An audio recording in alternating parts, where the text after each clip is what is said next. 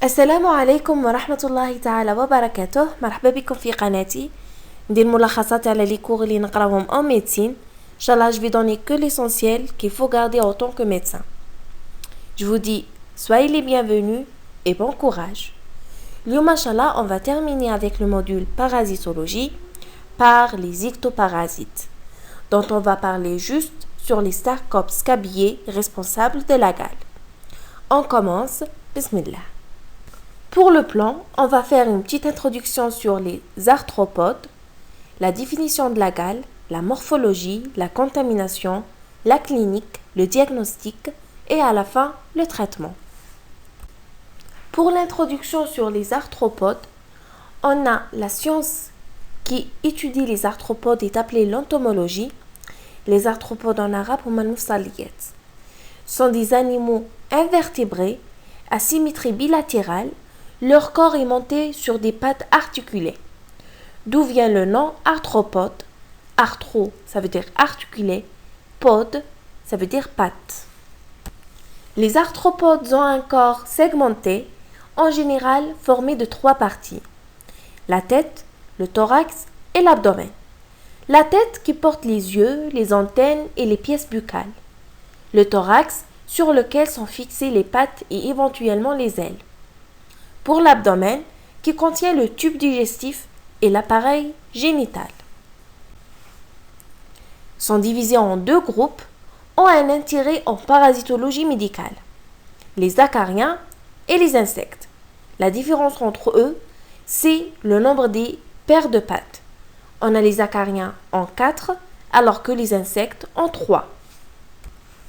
Voilà une image qui montre les différents insectes qui ont 3 pattes. Et ça, c'est une image qui montre les acariens qui ont 4 pattes. Pour les arthropodes, jouent le rôle soit d'un vecteur, l'exemple de l'anophèle femelle qui est un insecte et le vecteur du paludisme, soit le rôle d'un hôte intermédiaire, par exemple les cyclopes qui sont des hôtes intermédiaires du botryocéphale. Le botryocéphale est un cystote à l'état adulte de 10 à 15 mètres de longueur et se retrouve au niveau du tube digestif, responsable des anémies par carence de la vitamine B12. Soit ils sont directement responsables d'une affection qu'on les appelle les ectoparasites. Les ectoparasites sont des parasites localisés à la surface du corps de leur hôte, par exemple la peau. L'exemple, les sarcoptes scabillés, l'agent de la gale qu'on va parler. Pour la gale, c'est une parasitose prurigineuse, ça veut dire elle provoque le prurite. Par conséquent, il y aura des lésions de grattage non spécifiques. Elle est contagieuse due à un acarien sarcopte scabillé varominis. Favorisée par la promiscuité, les conditions sociales défavorables et le manque d'hygiène. Mais il y a aussi la gale des gens propres. Pour la morphologie, le sarcopte scabillé est un acarien microscopique qu'on ne peut pas voir à l'œil nu, dont le corps est ovalaire. La forme adulte de la femelle est plus grande que le mâle. Elle creuse des sillons dans la couche cornée de l'épiderme et épand des œufs. La couche cornée, c'est la couche la plus superficielle de la peau où on trouve des couches de cellules mortes anucléées. La forme larvaire devient adulte en 10 jours. Voilà un schéma qui montre les différentes couches de l'épiderme et la couche la plus superficielle, c'est la couche cornée. Voici un acarien sarcopte scabillé responsable de la gale. Il est microscopique et de forme ovalaire. La contamination, elle est strictement interhumaine. Le plus souvent directe, rarement indirecte. Directe par les mains, favorisée par la collectivité entre les familles, nécessite le plus souvent des contacts intimes et prolongés. Et même elle est classée par les infections sexuellement transmissibles. Pour la contamination indirecte, On a dit c'est rare mais possible. Par la literie et le linge. Survie limitée de 24 heures à 48 heures en dehors de l'hôte.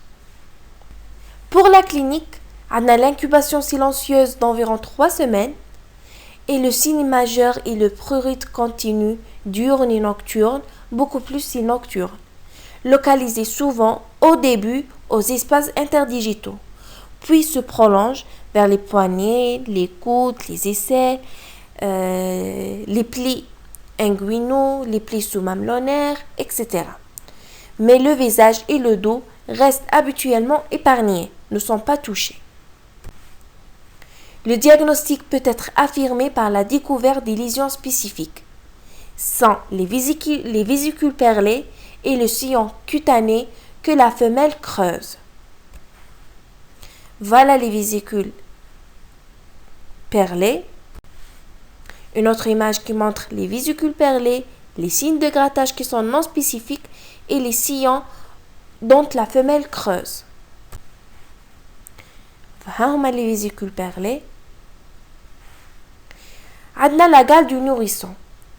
On trouve que le nourrisson est agité, il pleure constamment, il dort peu, et les sillons sont observés généralement au niveau des pieds et du talon.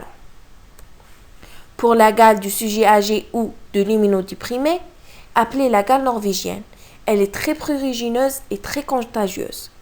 L'aspect taha, croûteuse, avec des lésions hyperkératosiques, localisées au cuir chevelu, à la face, au cou et à la plante du pied. Voilà des photos qui montrent la gale norvégienne retrouvée chez l'immunodéprimé et le sujet âgé.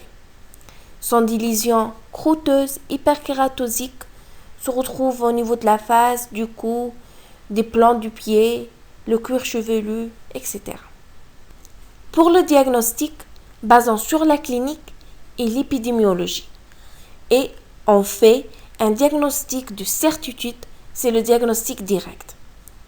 Pour la clinique, c'est la visualisation des lésions spécifiques, les vésicules perlées et le sillon cutané que la femelle creuse. Et le signe majeur et constant, c'est le prurite. Épidémiologique, si on trouve plusieurs personnes du même collectivité ont les mêmes signes. Et le diagnostic de certitude, c'est le diagnostic direct, le Scotch test. C'est l'observation microscopique des œufs, les larves et la forme adulte de Sarcopte scabiei. Pour le traitement, il faut traiter le même jour le malade et tout son entourage.